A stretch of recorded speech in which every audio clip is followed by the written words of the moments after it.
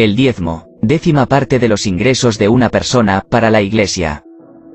Esta práctica es muy común en este tiempo y está establecida en la mayoría de iglesias. De tal modo que ha creado la idea de que al dar el diezmo puntualmente y de buena manera, se es un cristiano ejemplar. También se enseña que con eso ya el cielo se abre para recibir lluvias de bendiciones, se tiene todo el respaldo de Dios para todos los aspectos de la vida, como paz, la salud, seguridad, etc. Y la contraparte es que si alguien no da su diezmo, pues le está robando a Dios y por consiguiente no tiene su respaldo ni sus bendiciones, y esa es la causa de todos los problemas que le puedan venir. Con este tipo de doctrina lo que se logra únicamente es generar toda una teología tal vez agradable para algunos, pero antibíblica, haciendo una verdadera sustitución del Evangelio. Pero, ¿realmente se debe dar la 10ª parte de los ingresos a la Iglesia?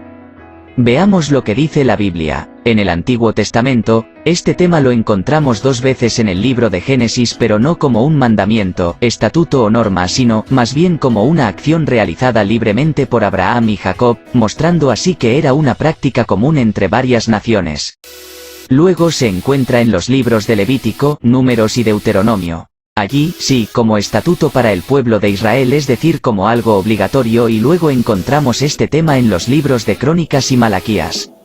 Acá aparece como una exhortación a cumplir con pagar el diezmo, ya que era un mandato obligatorio para Israel. Pero veamos en detalle lo que se encuentra en la Biblia. Comenzando en el libro de Génesis capítulo 14.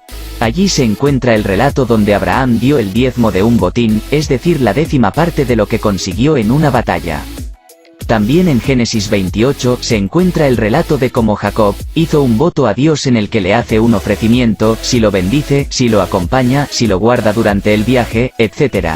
Por supuesto que no se nos muestra si cumplió o no ese ofrecimiento que le hizo a Dios. Después de estos 2 relatos sobre el diezmo, aparece como un componente de la ley dada por Moisés, y ésta lo establecía sobre los frutos de la tierra y el ganado.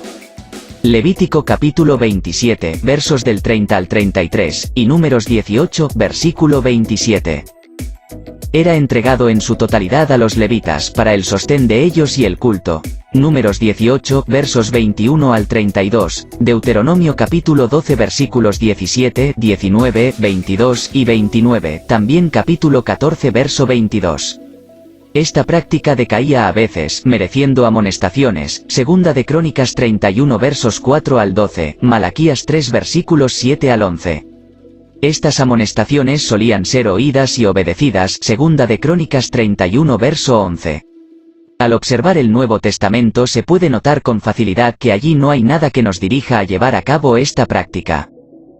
Como podemos notar, la práctica del diezmo fue establecido por Dios para su pueblo Israel, pero tenía características específicas como que era particularmente sobre frutos de la tierra y ganado. Era entregado a los levitas, para su sostén y para el culto. Con esas 2 características podemos notar que esta práctica fue establecida para Israel, puesto que en la Iglesia de Cristo no hay ministerio levita ni se practica el culto en el templo que construyó Salomón. Algunos predicadores, en su afán de persuadir a los oyentes, establecen enseñanzas manipulativas como, la siembra y la cosecha, hay que dar para recibir, si no das le robas a Dios, etc.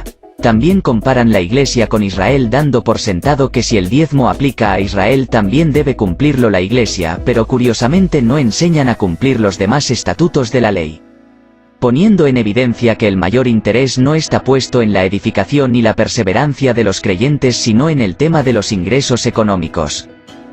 Mientras que dar voluntariamente y con alegría es en sí lo que Dios ha establecido, puede ser el 10, 5, 20% o cualquier cantidad que se desee. Aunque cobrar el diezmo no está vigente para la Iglesia, se puede mencionar algunas razones por las que se lleva a cabo. 1. Falta de temor a Dios, la más importante, pues de aquí se derivan otras. 2. Falta de interés en conocer a fondo las doctrinas bíblicas. 3. Costumbre. Es decir, es una práctica que se acostumbra a hacer y por lo tanto es un deber llevarla a cabo. 4. Herencia religiosa. El pastor anterior así lo estableció y por lo tanto así debe seguir. 5. Descaro. Hay muchos pastores que tienen como objetivo principal enriquecerse y para ello utilizan a la Iglesia por medio del diezmo y otras prácticas relacionadas al dinero. Podríamos mencionar más razones, pero estas son las más comunes. El pago de diezmos continuaba en tiempo de Cristo, como se muestra en el Evangelio de Lucas capítulo 11 verso 42, y 18 versículo 12, también en la carta a los Hebreos capítulo 7 verso 5. Pero no fue prescrito a los cristianos ni por Cristo ni por los apóstoles. Es decir, Cristo no mandó a hacer esta práctica, como tampoco él recibió diezmo alguno, y si lo hubiera pedido no se lo hubieran dado porque no era levita sino descendiente de la tribu de Judá. Tampoco el apóstol Pablo pidió diezmo pues no era levita sino descendiente de la tribu de Benjamín. De manera que se puede concluir en que, el diezmo fue establecido como un componente de la ley para la nación de Israel, mas no así para la Iglesia. Por lo tanto, bajo la economía de la gracia se espera de todo creyente que aporte con corazón bien dispuesto como propuso en su corazón, no con tristeza, ni por necesidad, porque Dios ama al dador alegre, según la segunda carta a los Corintios, capítulo 9 verso 7. El creyente es exhortado a dar no por una norma impuesta, sino presentándole el ejemplo de gracia del mismo Señor Jesucristo, que por amor a nosotros se hizo pobre siendo rico, segunda Corintios 8 verso 9. Y si tú te congregas en una iglesia donde piden diezmo, te aconsejo que ya no lo deis. Y si puedes influir para guiarlos a la verdad, hazlo, si no, sal de allí. Pues pareciera que dar el diezmo no es algo malo sino, más bien algo muy bueno, pero, no te equivoques, ya que al hacerlo o no, te ubica en el antiguo pacto o en el nuevo, en la gracia o en la ley. Bueno, solo recuerda las palabras del apóstol Pablo en Romanos 11, 6.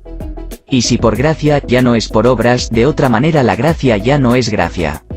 Y si por obras, ya no es gracia, de otra manera la obra ya no es obra. Hasta aquí llegamos con este video, espero que sea de edificación. Y si te gustó compártelo, dale like y suscríbete.